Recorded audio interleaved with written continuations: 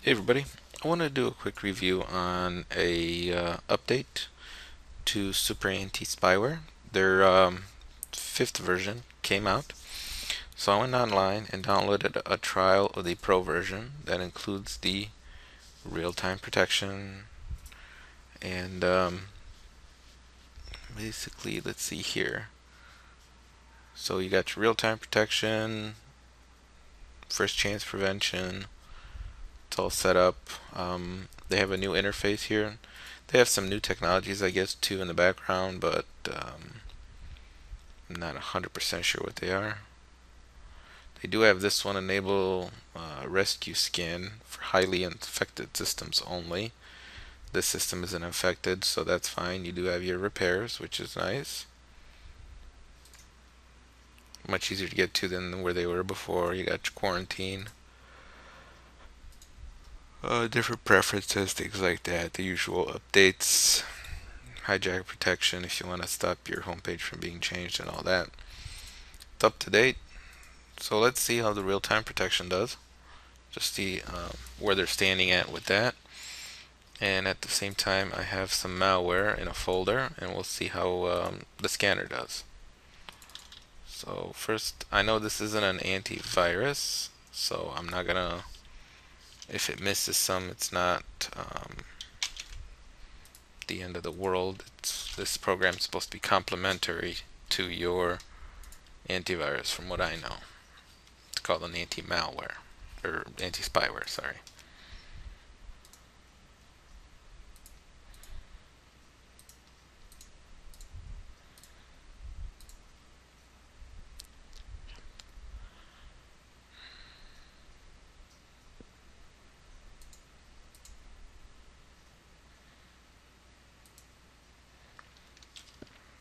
Okay, so that one got removed, or it got blocked. It wants you to scan. Now, one thing I did notice for the scan here, it does all three things at once now. Before it used to scan the memory, then the registry, then the file items. Now it can scan all three at the same time, which is nice. And actually, I'm not going to scan right now. I'm going to scan at the end.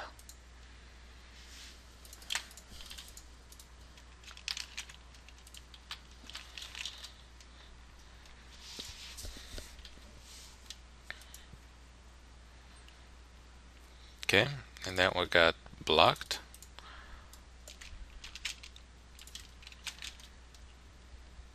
Okay, that one doesn't work.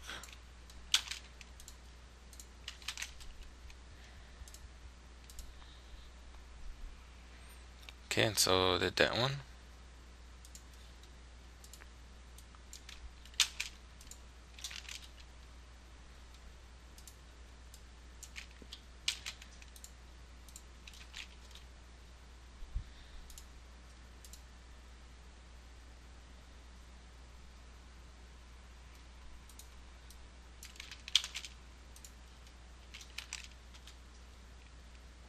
No response on that one.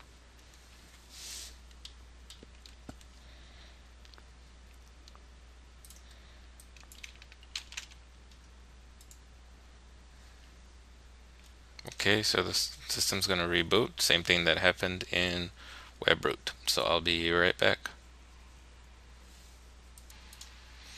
Alright guys, I'm back. So once again I had to disable a program, that same program, from starting up, just like I did in WebRoot, because it bypassed SUPERAntiSpyware, and basically upon reboot would lock up the whole screen and couldn't do anything. But anyway, now that that's done and over with, trying to remember, we did that one. These two don't work anymore, so I'm not even going to bother to go much farther than that. What I am going to do is I'm going to disable the real-time protection temporarily, and I also realize that make sure that Windows Defender is not turned on. Some programs turn Windows Defender off, some of them don't. Okay, so this one did. That's good. And then we're going to do a shell scan. We'll do right click and scan there's 420 pieces of malware. We'll see how many SUPERAntiSpyware finds. So I'll be back with the results of what it finds in a second. Okay, so I finished scanning and it says it found 64 things. Okay, we'll remove them, and we'll see what it really found. Now, if you remember, if we go back, WebRoot found 67% or 61%, something like that.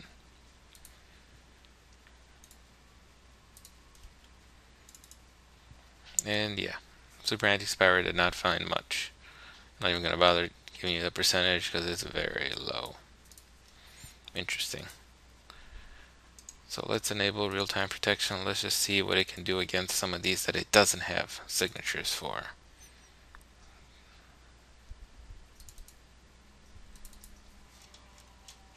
I'm going to randomly pick some stuff here.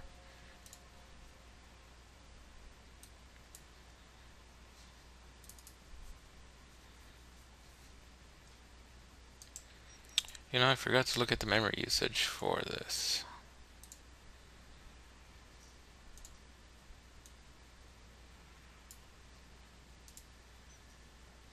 Maybe now it might be doing something, so the memory usage is really high. I didn't pay attention to see what it was when it was idle.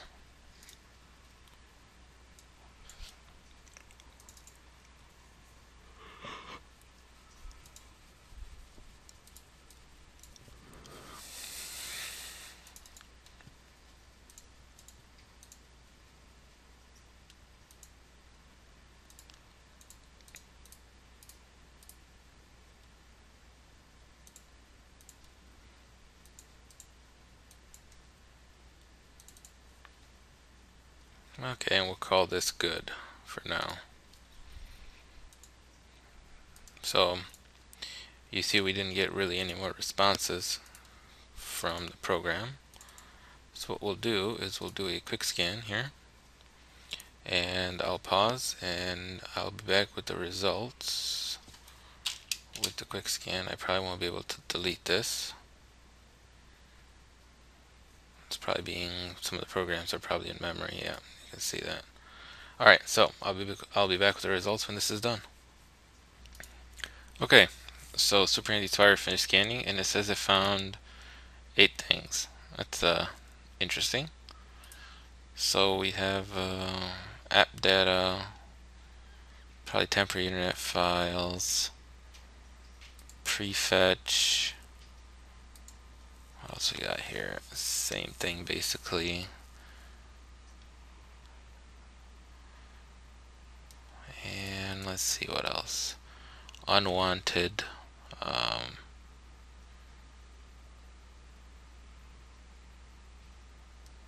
Potentially unwanted program. My web search. Found it.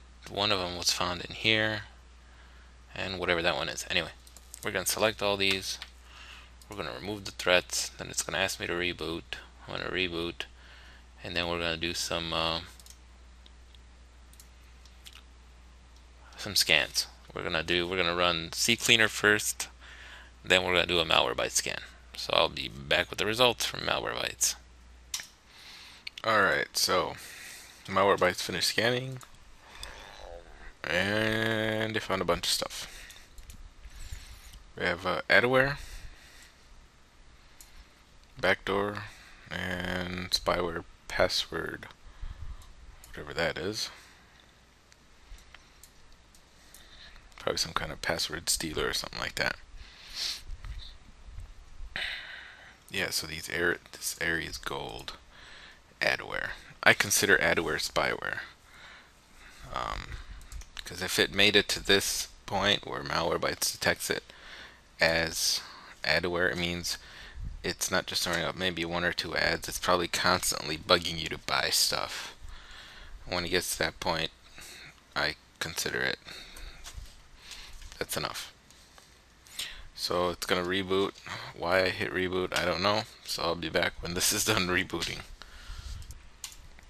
Alright, so Hitman Pro finished scanning and it found one piece of malware, an app data, found by GData and Icarus. So, the final conclusion. They improved it. They did. I can say that.